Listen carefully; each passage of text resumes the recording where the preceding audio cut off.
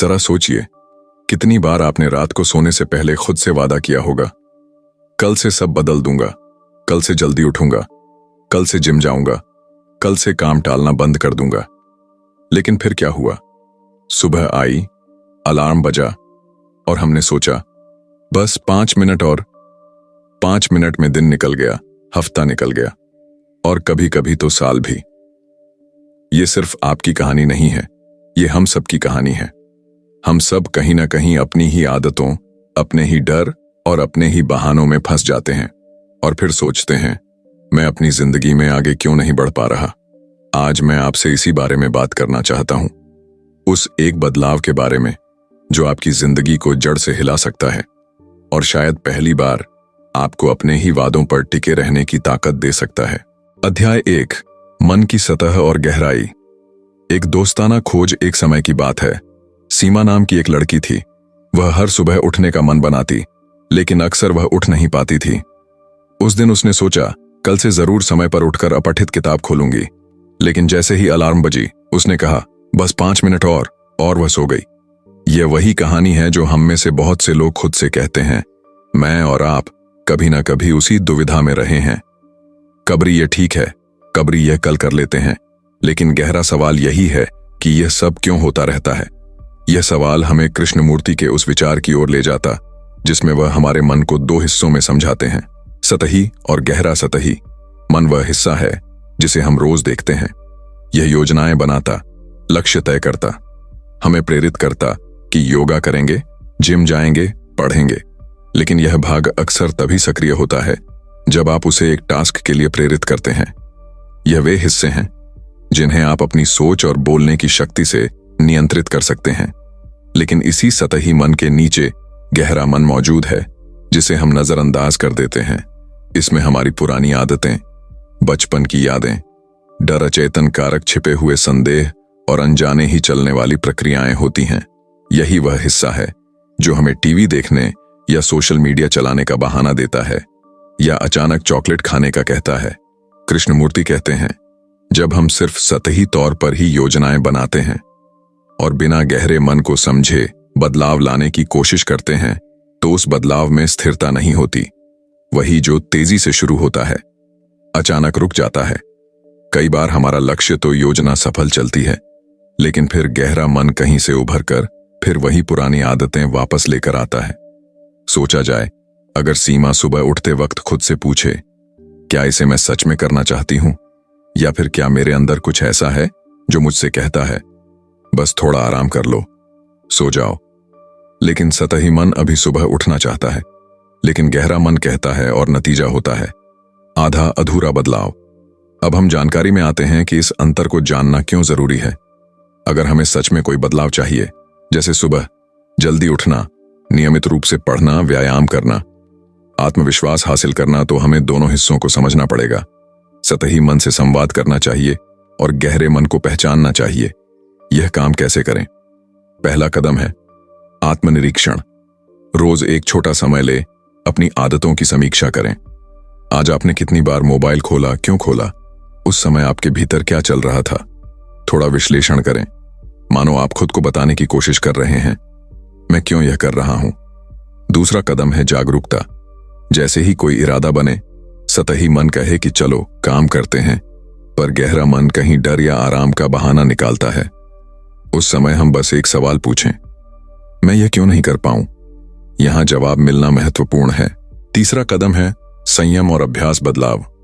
अभी सरल नहीं होता, कोई भी दिन ब दिन लगता है, एक उदय और पतन के बीच उगता है। इसीलिए हमें उसे निरंतर अभ्यास की तरह करना है। जैसे सुबह उठना, स्थिरता से अभ्यास करना एक तरह का आत्म मूल्यांकन बन सकता है। आइए इसे सीमा की कहानी में जोड़ते हैं। सीमा ने एक दिन तय किया किताब पढ़ेगी, लेकिन गहरा मन ने कहा यह किताब कठिन है, यह अभी मत पढ़ो। सीमा ने स्वागत से उस आवाज को सुना। उस समय उसने खुद से कहा, मैं यह जानना चाहती हूं कि यह डर क्यों आ रहा है, यहां किस तरह का डर है, क्यों मुझे यह लगता है मैंने पहले सफल नहीं हुआ। और धीरे धीरे उसने उस दिन एक अध्याय पढ़ा। इस छोटे से काम ने उसके भीतर भरोसा जगाया। अब आप सोचिए, अपने जीवन में कौन सी वह आदत है जो आप जटिल आदत में बदलना चाहते हैं? सुबह उठना, व्यायाम करना, अध्ययन करना, वक्त पर काम पूरा करना, यह सब हम सतही मन पर केंद्रित होते हैं, पर गहरा मन हमें रोके रखता है। इस अध्याय में हमने जाना, पहला, सतही मन क्या होता है, दूसरा, गहरा मन, इसका महत्व, तीसरा, कैसे इन्हें पहचान कर बदलाव के लिए काम करना शुरू करें, और इसके लिए 3 व्यावहारिक कदम कौन से हो सकते हैं। अब यह सवाल आपके सामने है, आप अपने भीतर पहले सतही मन की आवाज सुनते हैं या गहरे मन की गूंज पहले महसूस होती है, और क्या आप उस गहरी आवाज को जानना चाहते हैं? तो अगली बार अध्याय 2 में हम बात करेंगे कैसे हम गहरे मन की ऊर्जा को पहचान कर उसे सही दिशा में बदलें, और वह ऊर्जा या ऊर्जा कैसे बनाएं जो आपकी पूरी जिंदगी बदल दे। अध्याय 2, ऊर्जा, अपनी असली ऊर्जा को पहचानना। पिछले अध्याय में हमने बात की कि हमारे भीतर 2 तरह का मन है, सतही और गहरा, और हमने समझा कि असली बदलाव तब आता है जब हम दोनों को पहचानते हैं। अब सवाल उठता है कि जब हमें यह समझ आ गई तो बदलाव लाने के लिए हमें क्या चाहिए। इसका जवाब कृष्णमूर्ति बहुत साफ देते हैं। हमें चाहिए ऊर्जा, यानी असली ऊर्जा। ऊर्जा सुनते ही अक्सर हमारे दिमाग में शारीरिक ताकत आती है, जैसे जिम में वर्कआउट करना या रोज दौड़ना। लेकिन यहां कृष्णमूर्ति जिस ऊर्जा की बात कर रहे हैं वह सिर्फ शरीर की ताकत नहीं है। यह एक मानसिक, भावनात्मक और आंतरिक शक्ति है जो हमें हमारे जीवन में दिशा देती है और जो हमारे सोचने और जीने के तरीके को पूरी तरह बदल सकती है। कहानी से समझते हैं। अमित नाम का एक लड़का था जिसे गिटार सीखना था। पहले कुछ दिन वह पूरे जोश से सीखने गया, रोज प्रैक्टिस की, लेकिन 2 हफ्ते में उसका मन उचट गया। क्यों? क्योंकि उसकी ऊर्जा बाहर से आई थी। उसने YouTube पर किसी को गिटार बजाते देखा और प्रेरित हो गया, लेकिन यह प्रेरणा अस्थायी थी। जैसे ही नई चीज का रोमांच खत्म हुआ, वह रुक गया। कृष्णमूर्ति कहते हैं, असली ऊर्जा भीतर से आती है। जब आप किसी चीज को इसलिए करते हैं क्योंकि वह आपके लिए गहरी मायने रखती है, न कि सिर्फ इसलिए कि किसी ने कहा है या आपने कहीं देख लिया है। अगर हमारी ऊर्जा दूसरों की नकल या उनकी उम्मीदों को पूरा करने पर आधारित है तो वह जल्दी खत्म हो जाती है। तो असली ऊर्जा पैदा करने के लिए पहला कदम है खुद से ईमानदारी से पूछना, मैं यह काम क्यों करना चाहता हूं? अगर जवाब सिर्फ यह है कि सब कर रहे हैं या किसी को दिखाने के लिए कर रहा हूं, तो यह ऊर्जा अस्थायी है। लेकिन अगर जवाब है कि यह मुझे खुशी देता है, मुझे भीतर से संतोष देता है, तब यह ऊर्जा स्थायी होती है। दूसरा कदम है ध्यान देना कि हम अपनी ऊर्जा कहां खर्च कर रहे हैं। कई बार हम छोटी छोटी चीजों में अपनी ऊर्जा बर्बाद कर देते हैं, जैसे हर बहस में जीतने की कोशिश, हर आलोचना का जवाब देना, हर छोटी गलती पर खुद को कोसना। ये सब हमारी ऊर्जा को चूस लेते हैं, और जब सच में जरूरी काम आता है तो हमारे पास कुछ बचा ही नहीं होता। तीसरा कदम है अपनी ऊर्जा को एक दिशा देना। मान लीजिए आप कुछ नया सीखना चाहते हैं, तो हर दिन उसके लिए थोड़ा समय और ध्यान निकालें। छोटे छोटे कदम लें। यह जरूरी नहीं कि आप हर दिन बड़ी उपलब्धि हासिल करें, लेकिन यह जरूरी है कि आप निरंतरता बनाए रखें। यह निरंतरता ही आपकी ऊर्जा को मजबूत बनाती है। अब बात करते हैं एक और महत्वपूर्ण बिंदु की। कई लोग सोचते हैं कि प्रेरणा ही सब कुछ है, लेकिन प्रेरणा एक चिंगारी की तरह है और ऊर्जा उस चिंगारी को जलाए रखने वाला ईंधन है। बिना ईंधन के कोई भी चिंगारी जल्दी बुझ जाती है। इसीलिए प्रेरणा के साथ साथ ऊर्जा पर ध्यान देना जरूरी है। कृष्णमूर्ति का कहना है कि जब हमारी ऊर्जा बाहरी चीजों पर निर्भर नहीं रहती तो हम आजाद हो जाते हैं, क्योंकि तब हमें आगे बढ़ने के लिए किसी की तारीफ या बाहरी पुरस्कार की जरूरत नहीं पड़ती। हमारी ऊर्जा खुद हमारे भीतर से निकलती है, और यह सबसे शक्तिशाली स्थिति है। अमित की कहानी में भी यही हुआ। जब उसने गिटार बजाना सिर्फ खुद के लिए करना शुरू किया, बिना इस सोच के कि कोई देख रहा है या नहीं, तो उसने रोज थोड़ा थोड़ा अभ्यास किया और धीरे धीरे वह उसमें माहिर हो गया। यह ऊर्जा थी जो भीतर से आई और जिसे बाहरी हालात बदल नहीं सके। अध्याय 2 में हमने यह सीखा कि असली ऊर्जा क्या है, यह कहां से आती है और इसे कैसे बचाकर एक दिशा में लगाया जा सकता है।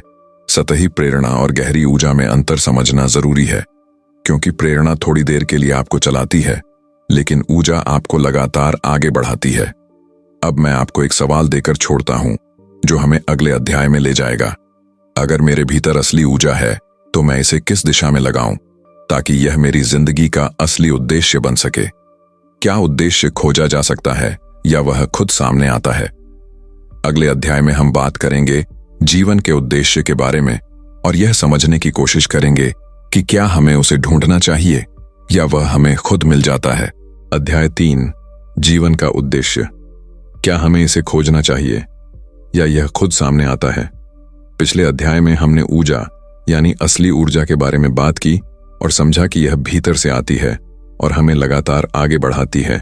अब सवाल यह है कि इस ऊर्जा को हम किस दिशा में लगाएं और यह दिशा क्या किसी तयशुदा उद्देश्य से आती है या हम इसे खुद तय करते हैं। कहानी से शुरुआत करते हैं। राहुल नाम का एक युवक था जिसने कॉलेज से निकलते ही तय कर लिया कि उसे कॉरपोरेट दुनिया में बड़ा नाम बनाना है।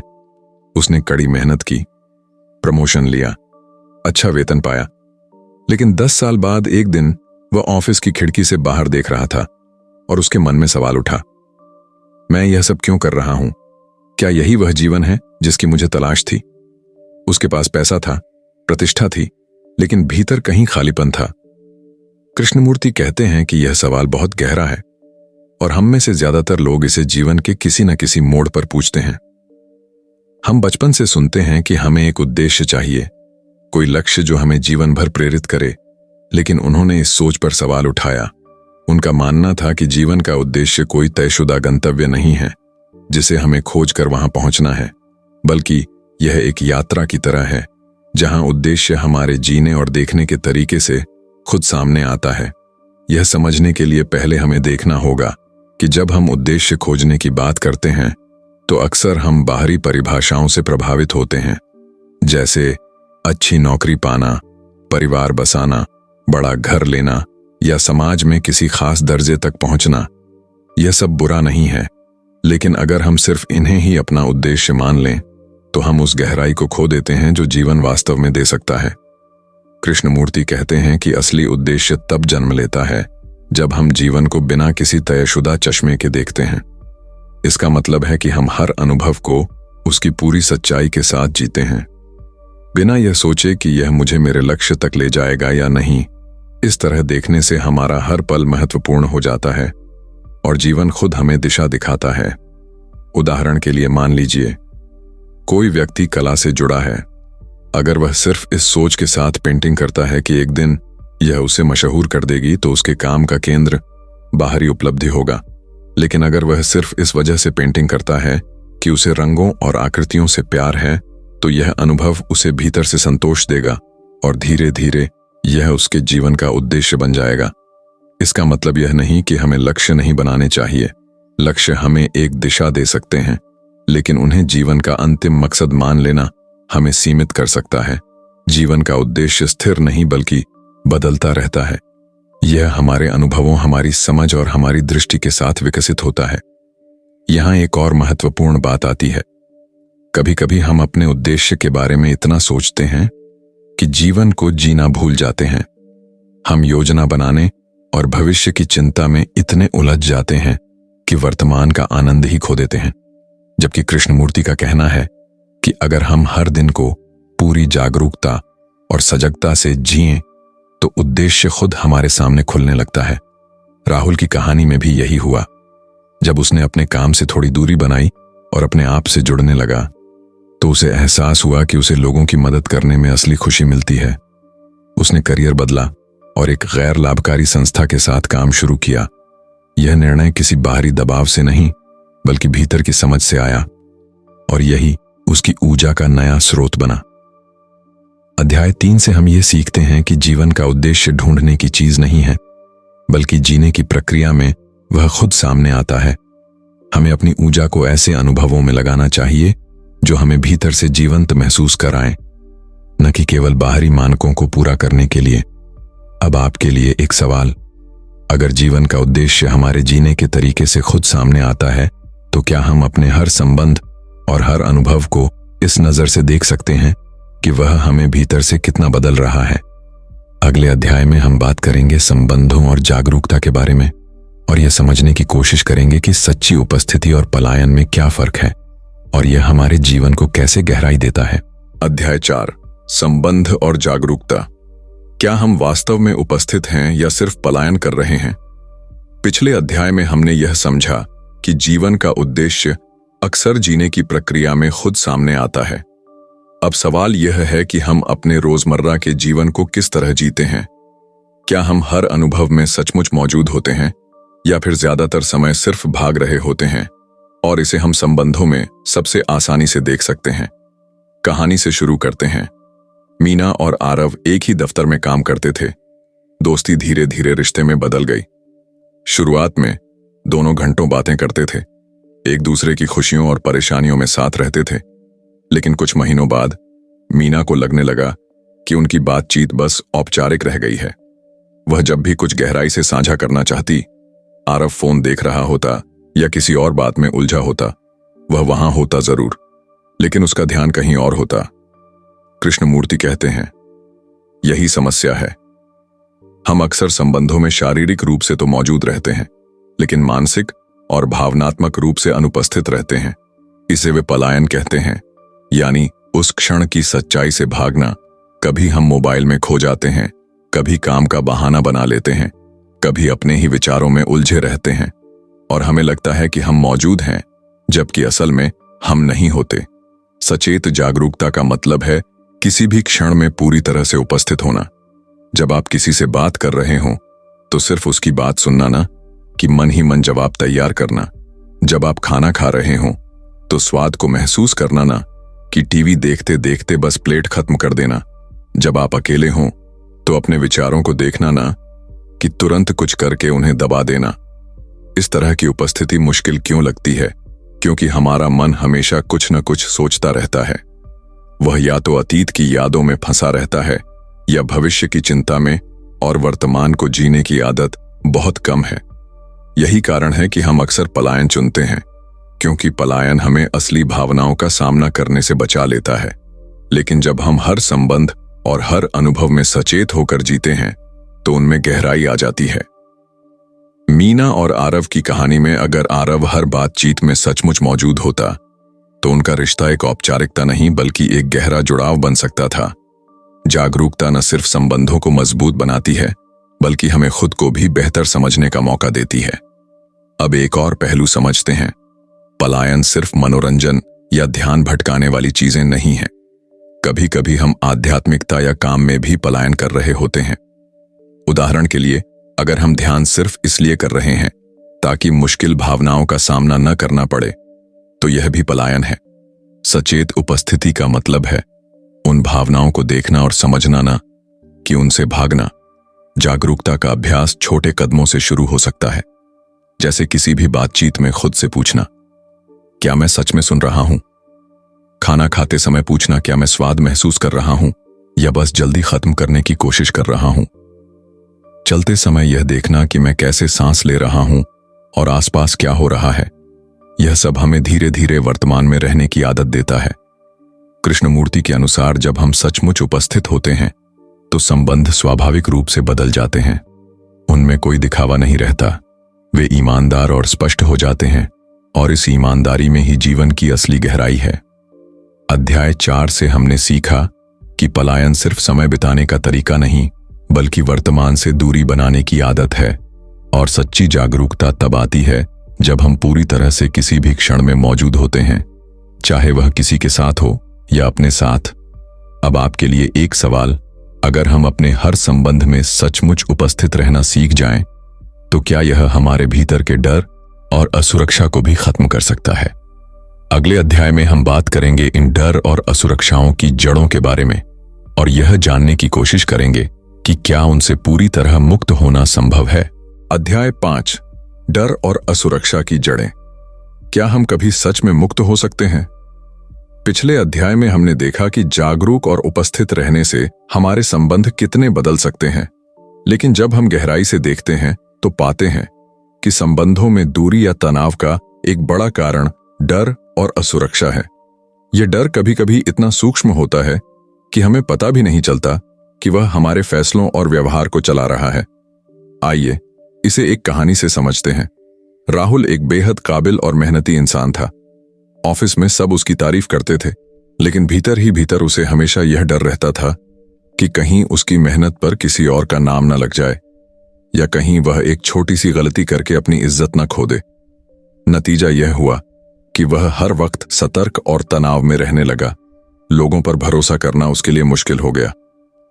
कृष्णमूर्ति कहते हैं, डर की जड़ अक्सर हमारे मन की कल्पनाओं और मान्यताओं में होती है। हम भविष्य में होने वाली घटनाओं के बारे में सोचकर डरते हैं, जबकि वे घटनाएं हुई भी नहीं होती। हम मान लेते हैं कि हमें सुरक्षित रहने के लिए दूसरों की स्वीकृति चाहिए, या हमें हमेशा सफल दिखना चाहिए, और जब ऐसा नहीं होता तो असुरक्षा बढ़ जाती है। यह डर सिर्फ असफलता या रिजेक्शन तक सीमित नहीं है। कभी कभी हम अकेले रह जाने से डरते हैं, कभी अपनों को खो देने से, कभी अपनी पहचान टूटने से डरते हैं। सोचिए, अगर आपकी पहचान इस बात पर टिकी है कि लोग आपको एक समझदार और अच्छा इंसान मानते हैं, तो जैसे ही कोई आपकी आलोचना करता है, आपका मन हिल जाता है, क्योंकि आपकी छवि खतरे में पड़ गई। कृष्णमूर्ति कहते हैं कि असुरक्षा इसलिए पैदा होती है क्योंकि हमने खुद को किसी छवि से बांध रखा है, और डर इसलिए कायम रहता है क्योंकि हम उस छवि को खोने नहीं देना चाहते। जब तक हम इस छवि से चिपके रहेंगे, तब तक डर हमारा पीछा नहीं छोड़ेगा। अब सवाल है कि इससे मुक्त कैसे हों। सबसे पहला कदम है डर को पहचानना और उसे टालने की बजाय उसका सीधा सामना करना। जब भी डर महसूस हो, उसे दबाने या नजरअंदाज करने की कोशिश न करें, बल्कि खुद से पूछें कि यह डर किस बात का है। क्या यह किसी असली खतरे से जुड़ा है या सिर्फ मेरे मन की कल्पना है? अक्सर हमें पता चलता है कि डर का आधार सिर्फ सोच है, हकीकत नहीं। दूसरा कदम है यह देखना कि हम अपनी पहचान किन चीजों पर टिका रहे हैं। अगर हम खुद को नौकरी, रिश्तों या दूसरों की राय के आधार पर परिभाषित करेंगे तो असुरक्षा स्वाभाविक है। लेकिन अगर हम देख पाएं कि हमारी असली पहचान इन सब से परे है, तो डर धीरे धीरे ढीला पड़ने लगता है। कृष्णमूर्ति के अनुसार डर से मुक्ति का रास्ता कोई तकनीक या तरीका नहीं है, बल्कि लगातार जागरूक रहने का अभ्यास है। हर बार जब डर आता है तो उसे देखने की आदत डालें, बिना उससे भागे। जैसे हम आसमान में बादल को गुजरते हुए देखते हैं, वैसे ही डर को गुजरते हुए देखें। राहुल की कहानी में भी यही हुआ। उसने अपने डर को छिपाने की बजाय उसे पहचानना शुरू किया। उसने देखा कि उसकी असुरक्षा इस सोच से आती है कि उसे हमेशा परफेक्ट होना चाहिए। जैसे ही उसने यह समझा, उसका मन थोड़ा हल्का हो गया और वह लोगों पर भरोसा करने लगा। डर और असुरक्षा की जड़ों को समझना आसान नहीं है, लेकिन एक बार जब हम उन्हें देखना सीख जाते हैं तो हमारे भीतर एक गहरी आजादी का एहसास होने लगता है। अब आपके लिए एक सवाल, अगर हम अपनी पहचान को किसी छवि से बांधना बंद कर दें, तो क्या हम सिर्फ डर से ही नहीं, बल्कि ईर्ष्या, गुस्से और तुलना से भी मुक्त हो सकते हैं? अगले अध्याय में हम इसी पर बात करेंगे कि तुलना का जाल हमारे जीवन को कैसे उलझा देता है और उससे बाहर निकलना क्यों जरूरी है। अध्याय 6, तुलना का जाल और उससे निकलने का रास्ता। पिछले अध्याय में हमने डर और असुरक्षा की जड़ों को समझा, लेकिन अगर आप ध्यान दें तो पाएंगे कि डर का एक बड़ा हिस्सा तुलना से भी आता है। हम खुद को दूसरों से मापते रहते हैं, उनकी सफलता से अपनी नाकामी तय करते हैं, उनकी खुशियों से अपनी कमी और उनकी ताकत से अपनी कमजोरी। यह आदत इतनी गहरी है कि हम अक्सर बिना सोचे ही तुलना करने लगते हैं। एक छोटी सी कहानी लीजिए। अंजलि और सीमा बचपन से दोस्त थीं। दोनों ने एक साथ पढ़ाई की। अंजलि को नौकरी जल्दी मिल गई और उसका करियर तेजी से आगे बढ़ने लगा। सीमा को भी काम मिला, लेकिन उसकी सैलरी और पद अंजलि से कम थे। सीमा को शुरुआत में फर्क नहीं पड़ा, लेकिन जैसे ही उसने सोशल मीडिया पर अंजलि के महंगे ट्रिप और नई गाड़ी की तस्वीरें देखीं, उसका मन भारी होने लगा। उसे लगने लगा कि उसकी जिंदगी पीछे छूट रही है। कृष्णमूर्ति कहते हैं कि तुलना एक तरह का मानसिक जाल है जो हमें लगातार असंतोष में बांधे रखता है। यह जाल हमें यह यकीन दिलाता है कि हमारी खुशी या मूल्य इस बात पर निर्भर है कि हम दूसरों से कितने आगे या पीछे हैं। लेकिन सच्चाई यह है कि तुलना का कोई अंत नहीं है, क्योंकि हमेशा कोई न कोई हमसे ज्यादा सफल, सुंदर या अमीर होगा। जब हम तुलना करते हैं तो हम अपनी जिंदगी को किसी और की कसौटी पर मापते हैं, और इस प्रक्रिया में हम अपनी असली क्षमताओं और अनुभवों को नजरअंदाज कर देते हैं। यह ठीक वैसा है जैसे किसी मछली से यह उम्मीद करना कि वह पेड़ पर चढ़े। तुलना हमें या तो घमंड में डालती है, अगर हम दूसरों से आगे हों या हीन भावना में अगर हम पीछे हों, दोनों ही स्थितियां हमें मानसिक रूप से अस्थिर बनाती हैं। तो सवाल है कि इससे छुटकारा कैसे मिले। पहला कदम है यह देखना कि तुलना हमारे भीतर कैसे और कब होती है। अगर हम इसे होते हुए पकड़ लें तो हम समझ पाएंगे कि यह सिर्फ एक मानसिक आदत है, कोई सच्चाई नहीं। दूसरा कदम है खुद को याद दिलाना कि हर इंसान का सफर अलग है।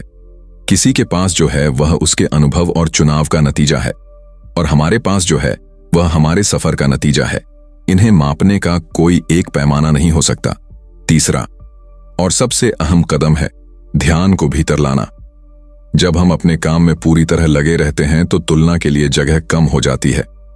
जैसे एक कलाकार अगर पूरी तल्लीनता से पेंटिंग कर रहा हो तो उसे यह सोचने का समय ही नहीं मिलता कि दूसरे कलाकार ने क्या बनाया है।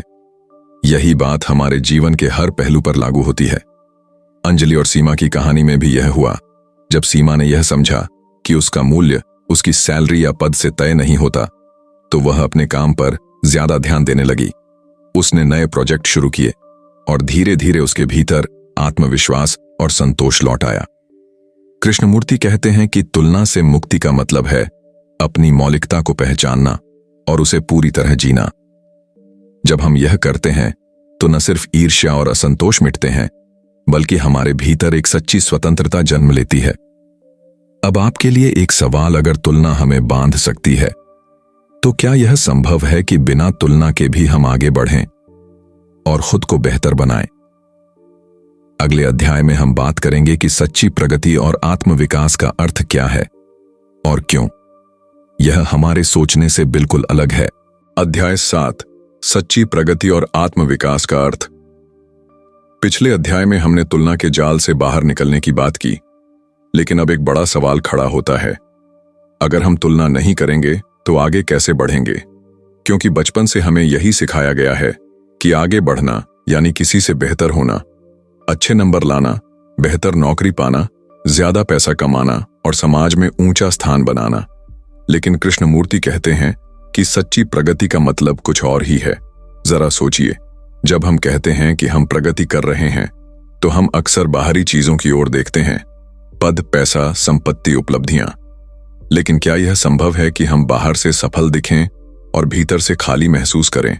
यह वैसा ही है जैसे कोई व्यक्ति एक सुंदर घर बनाता है लेकिन उसके अंदर अंधेरा और सन्नाटा है। कृष्णमूर्ति के अनुसार सच्ची प्रगति भीतर की यात्रा है। इसका मतलब है अपने मन को समझना, अपनी आदतों को पहचानना और उनसे मुक्त होना। यह वह विकास है जो बाहर से दिखाई नहीं देता लेकिन भीतर से हमारी जिंदगी को पूरी तरह बदल देता है। यह विकास हमारी सोच को स्पष्ट करता है और हमें डर, असुरक्षा और क्रोध जैसे मानसिक बोझ से मुक्त करता है। आत्मविकास का एक पहलू यह भी है कि हम यह समझें कि बदलाव जबरदस्ती नहीं लाया जा सकता। असली बदलाव तब आता है जब हम किसी बात को गहराई से देखते हैं और उसके परिणाम को समझते हैं। उदाहरण के लिए, अगर हमें गुस्सा आता है और हम बस यह सोचते हैं कि मुझे गुस्सा नहीं करना चाहिए तो यह दबाव है। लेकिन अगर हम यह देखने लगें कि गुस्सा कैसे और क्यों आता है तो एक दिन वह खुद ब खुद कम हो जाएगा। कृष्णमूर्ति कहते हैं कि प्रगति का मतलब अपने मन को इतना साफ करना है कि हम चीजों को वैसा देख सकें जैसी वे हैं, बिना डर के, बिना इच्छा के, बिना किसी पूर्वाग्रह के। और यह तभी संभव है जब हम लगातार आत्मनिरीक्षण करते रहें, यानी खुद को रोजाना देखें। जैसे हम एक किताब पढ़ते हैं, इस किताब के पन्ने हमारी रोजमर्रा की प्रतिक्रियाएं, विचार और भावनाएं हैं। इस सच्ची प्रगति में कोई प्रतियोगिता नहीं होती क्योंकि इसमें लक्ष्य किसी और से आगे निकलना नहीं बल्कि खुद को बेहतर समझना है। यहां सफलता का पैमाना यह नहीं है कि हम क्या हासिल कर चुके हैं बल्कि यह है कि हम कितनी स्पष्टता और समझ के साथ जी रहे हैं। आइए इसे एक छोटी सी कहानी से समझते हैं। रोहित एक बड़े शहर में अच्छी नौकरी करता था। उसके पास कार, घर और सुविधाएं सब कुछ था, लेकिन भीतर से वह बेचैन था। उसने सोचा कि शायद प्रमोशन और ज्यादा वेतन से यह बेचैनी खत्म होगी, लेकिन प्रमोशन मिलने के बाद भी कुछ नहीं बदला। फिर उसने महसूस किया कि वह लगातार दूसरों से मुकाबला कर रहा था और अपने भीतर झांकने का समय ही नहीं था। जब उसने ध्यान और आत्मनिरीक्षण शुरू किया तो धीरे धीरे उसकी बेचैनी घटने लगी।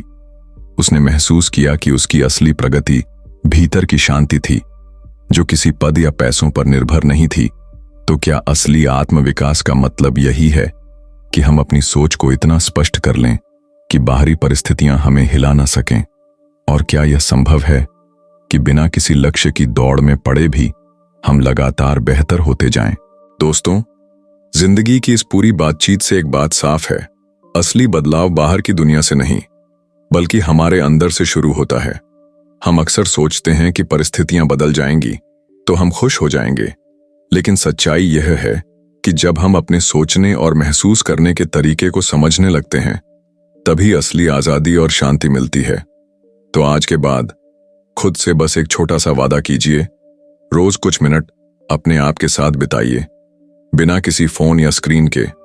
बस अपने विचारों को सुनिए और उन्हें समझने की कोशिश कीजिए। यह छोटा सा कदम आपके भीतर एक बड़ी यात्रा की शुरुआत हो सकता है। अगर इस वीडियो ने आपको सोचने पर मजबूर किया है, तो इस सफर को यहीं खत्म मत कीजिए। आइए साथ मिलकर और गहराई में चलते हैं, ताकि जो सीख हम यहां से ले रहे हैं वह हमारी जिंदगी में सच में जगह बना सके।